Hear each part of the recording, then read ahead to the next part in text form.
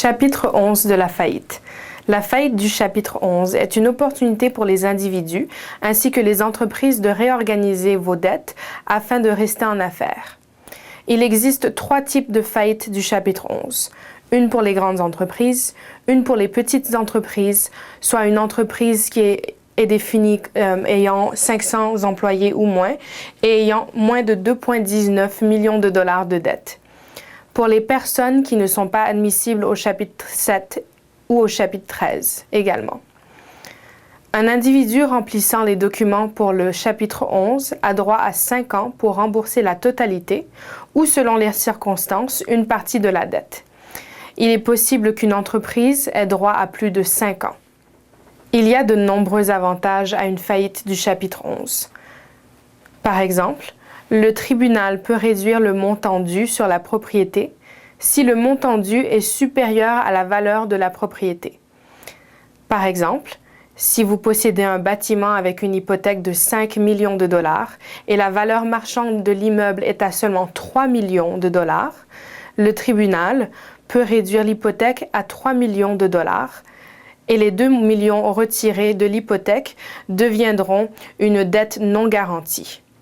Et ils pourront être payés avec d'autres dettes non garanties selon la durée du plan déterminé au départ. Dépendant des faits soumis, les dettes non garanties peuvent également être réduites et parfois de manière significative.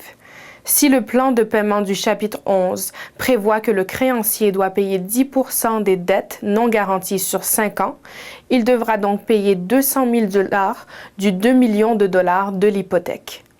Comme dans d'autres types de faillites, il y a une suspension automatique qui entrera en vigueur lorsque les documents du chapitre 11 auront été déposés auprès du tribunal de la faillite. Cela empêche les créanciers de collecter ou de vous poursuivre en justice tant et aussi longtemps que la faillite n'a pas encore été réglée. Le tribunal peut également permettre à un débiteur d'obtenir de nouveaux financements dans de meilleures conditions. Le tribunal peut autoriser le débiteur à rejeter et à annuler des contrats. Même si une faillite du chapitre 11 peut apporter beaucoup de soulagement et même permettre à une entreprise de continuer en affaires, le processus demande beaucoup d'efforts et génère beaucoup de dépenses. Beaucoup de documents doivent être complétés avant d'être approuvés pour une faillite du chapitre 11. Des relevés bancaires des années précédentes, déclaration des états financiers, des rapports de profit et de pertes sont également nécessaires. Pendant que le plan est en effet, des rapports financiers seront nécessaires chaque mois.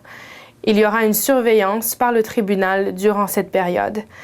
Même le plus basique des chapitres 11 coûte environ entre 30 000 et 50 000 $ de frais juridiques et comptables.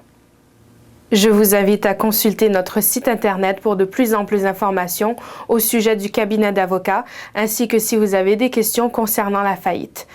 Lorsque vous êtes prêt, appelez-nous sans frais au 855-625-0800 pour une consultation gratuite.